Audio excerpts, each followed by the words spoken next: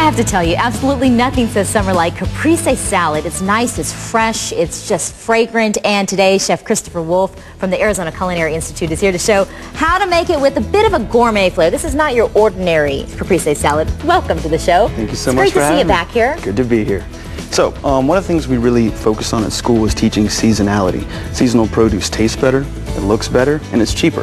And with the summer season approaching and Memorial Day and picnic season, I jumped to tomatoes. Oh, yeah. One of the best salads, in my opinion, the best salad to really showcase fresh tomatoes is the Caprese salad. So what I'm going to do today is show you two variations. First of all, the super traditional, old school Caprese salad, and then how to put a couple modern twists on it just to jazz it up a little bit, if that's your thing. Right, I was noticing some of the things I thought, oh, okay, this is not the ordinary kind. I just can't get over how beautiful all these seasonal tomatoes look, though. Well, you know, the heirloom tomato varieties, when they come in, you could eat them like an apple. I mean, they're so juicy and so flavorful. A little bit of salt on it, it's a meal in itself. It's just fantastic. So, the traditional Caprese salad is basically 3 main ingredients with a little bit of garnish. All you need to do is take some of your tomatoes, pre-sliced here. Get some of these guys. I like the different variety of colors. I was about to comment on it. I love the variety of the colors because it's just, you know, it's eye candy. Absolutely. And then the next main component is having a great, nice, fresh mozzarella. And I asked, did you make that? Well, actually, we do have a class at school that teaches how to make mozzarella from scratch. So this is straight from the school. Okay. Well, hand an extra one over there because I've got to try the homemade stuff. We will. So then, there you go. All right, let me see. So then we layer our fresh mozzarella in with our tomatoes. And then what we have here is some micro basil. You can just use traditional basil leaves, but this we had kind of laying around the school, and it's a little nicer, a little more fancy, so I thought I'd bring it on. A little bit of micro basil in here with everything else, and then I like to repeat that whole step. All of our tomatoes again. Okay, a little more fresh mozzarella just up top to kind of finish it off. I like your idea of this on Memorial Day because a lot of times we just go to the burgers and the potato salads, and you know, this you want a salad little bit travels lighter. well. Yeah, absolutely. So then you got your main ingredients. You got your beautiful tomatoes, your fresh mozzarella, your basil. Then what you need is a really nice olive oil.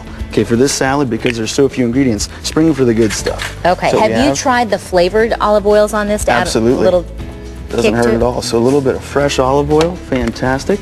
And then you got to go with the fresh cracked black pepper. A little bit of that on there. And then to finish it off, just a little bit of coarse salt.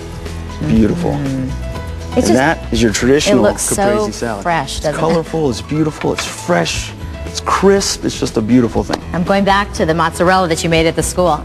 See, I see you drawn to that. So for the more interesting and kind of a gourmet flair to it, nothing wrong with this. It's a beautiful salad.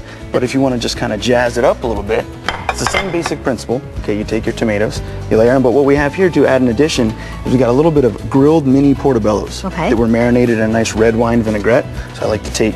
How long did you marinate them for? I just marinated them for a couple minutes just before I threw them on the grill and finished them in the oven. And we'll just keep rotating here. What I have here is some grilled red onions, also marinated in that same red wine vinaigrette. Very simple to make.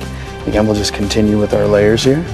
Plenty of the fresh mozzarella. As you're doing those layers, let me ask you, I love that advice that you gave about cooking seasonally that you teach over at the Arizona Culinary Institute, because you can save money. What else should we be looking for that would be seasonal, not only in salads, but just in general? Well, if you're thinking spring, first thing that comes to mind, in addition to the tomatoes, would be fresh berries. Like right now, strawberries, raspberries, blueberries. Oh, you can't beat that this time of year. So, we got all of our different ingredients here, our marinated portobellos. You can't forget the basil, it's very key. And what I've done here is I have a nice balsamic reduction. All you just go out and buy a bottle of balsamic vinegar, put it on a pot, low flame, and just reduce it till it's a nice syrup. Get a little bit of this drizzled over top. It has a little more viscosity. It's not quite as runny as a normal balsamic vinegar. And what I've also done here is made a basil oil. I just took some fresh basil, pureed it with a little bit of oil. Look at that bright green color. Just kind of jumps up off the plate. It's beautiful, Christopher. Just out of curiosity, since you've become my pal now. Right on. We've been working together for what, several months? It's been a while. A long time. What's your favorite meal of this time of the season? I don't know, it's hard to say. I'm a fish guy. I love fresh fish, so anytime I can get beautiful fresh fish at the market and pair it with some of our seasonal ingredients like fresh tomatoes or anything like this, I'm sold. That's all I need. Well, now we know the way to his heart, right? Fish. Okay, and your fiancé that you're going to get married to very shortly, here in the next month or so, mental note for her.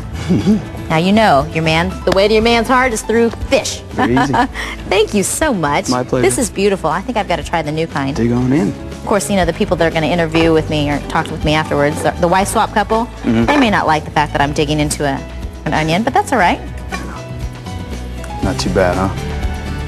Picture that at a nice Memorial Day picnic. Come on. That's What's fantastic. better than that? That's so good. Fantastic. Thank you very much. The Arizona Culinary Institute is over at 116th Street in Shea.